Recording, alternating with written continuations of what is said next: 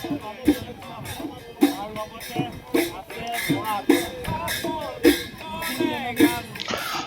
অসমৰ আদি ভূমিপুত্ৰ মিচিংসকলৰ পবিত্ৰ উৎসৱ আলি আই লৃগাঙক লৈ সদায় এটা দাবী উত্থাপন হৈ আহিছিল যে আলি আই লৃগাঙক ৰাজ্যিক মৰ্যাদাৰে বন্ধ ঘোষণা কৰিব লাগে। মিচিং সমাজৰ এয়া বহু দীৰ্ঘদিনীয়া এটা দাবী আছিল আৰু এই দাবী TMPK MMKকে ধৰি সকলো মিচিং জাতীয় সংগঠনে দাবী কৰি আহিছিল, চৰকাৰক আবেদন নিবেদন কৰি আহিছিল। প্ৰত্যেকবাৰৰ নিৰ্বাচনৰ প্ৰাক মুহূৰ্তত এই দাবী উত্থাপন হৈছিল। আলি আই লৃগাঙৰ যেতিয়া উৎসৱ পালন কৰা হয় ফাগুন মাহৰ প্ৰথমটো বুধবাৰত, তেতিয়াও এই দাবী উত্থাপন হয় সমগ্ৰ ৰাজ্যত, কিন্তু চৰকাৰে কৃপা দৃষ্টিৰে চোৱা নাছিল। শেষত কালি কেবিনেটে ঘোষণা কৰিলে যে আলি আই লৃগাঙৰ এই পবিত্ৰ দিনটো ৰাজ্যিক মৰ্যাদাৰে বন্ধ থাকিব আৰু ৰাজ্যিক বন্ধ হিচাপে ঘোষণা কৰা হৈছে।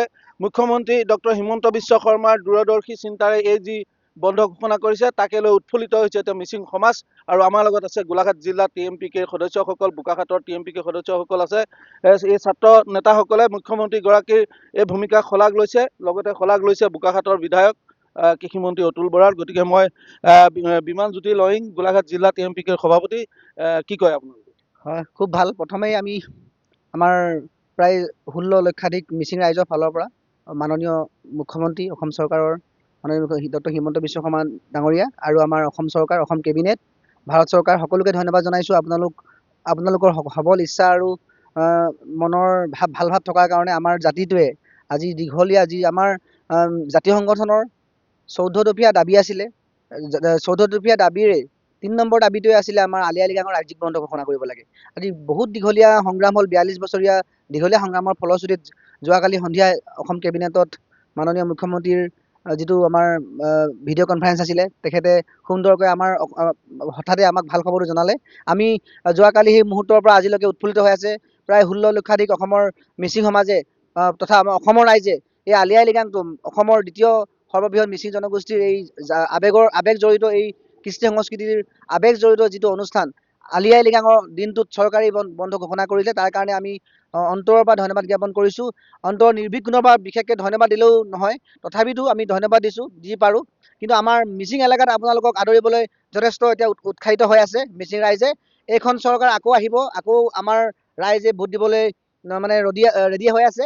আমাৰ এই সংগ্ৰামলৈকে সৈতে জড়িত থকা মাননীয় শিক্ষামন্ত্ৰী, বৰ্তমান জনজাতি ভ্যাৰ মন্ত্ৰী ডক্টৰ অনুজ পেগু ছাৰ এই আমাৰ মিচিং জাতিৰ সংগ্ৰামটোক আগুৱাই লৈ গৈছিল।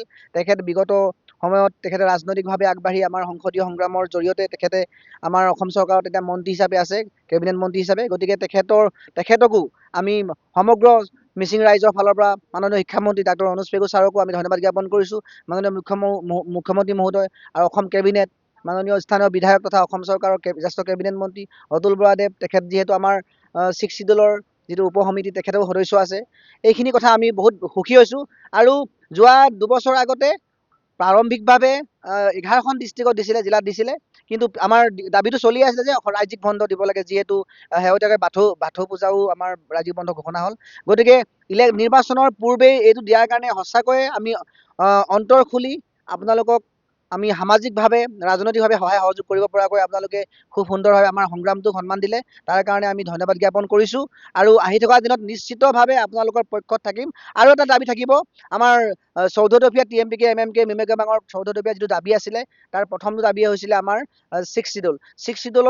6 চিডুলৰ দিনটোকো মানে দাবীটোকো আপুনি মাননীয় মুখ্যমন্ত্ৰী মহোদয়, মাননীয় শিক্ষামন্ত্ৰী মহোদয়, 6 চিডুলৰ বিষয়টো এইজন মুখ্যমন্ত্ৰীৰ দিনতেই আমাৰ ভূমিপুত্ৰ মিচিং ৰাইজে 6 চিডুল লাভ কৰি আপুনি ইতিহাসৰ পাতলিত সোণালী আখৰে আপোনাৰ নামটো লিপিবদ্ধ কৰি যাওক, তাকে ভাবিলোঁ। আলি আই লৃগাং বন্ধ দি যে আপুনি আপোনাৰ নিজৰ নামটো আমাৰ মিচিং সমাজত অসমৰ ইতিহাসত সোণালী আখৰে লিপিবদ্ধ কৰিলে, আমি সেইটোকে আমি যোৱাকালি আমি লাভ কৰিলোঁ। মই ৰবীন্দ্ৰলৈ ওচৰলৈ আহিছোঁ, বোকাখাট TMPK।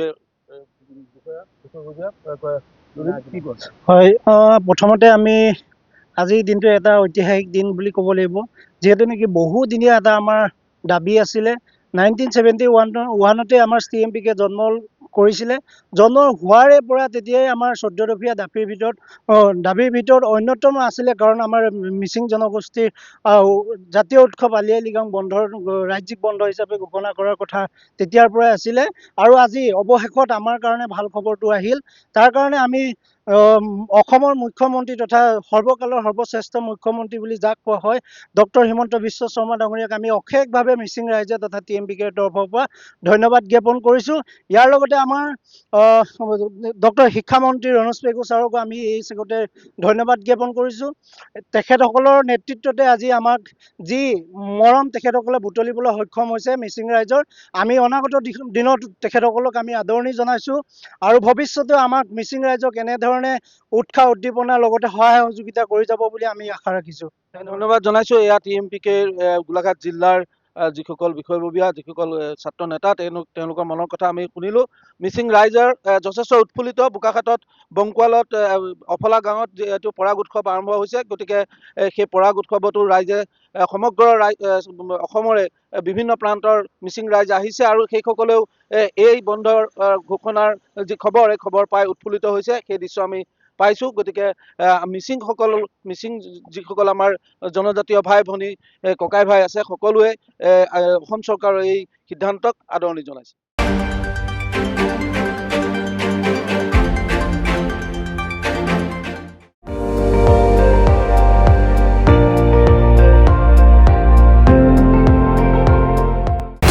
আপুনি চাই আছে ND24, সৰ্বশ্ৰেষ্ঠ নহয় সৰ্বোত্তমৰ দৌৰত।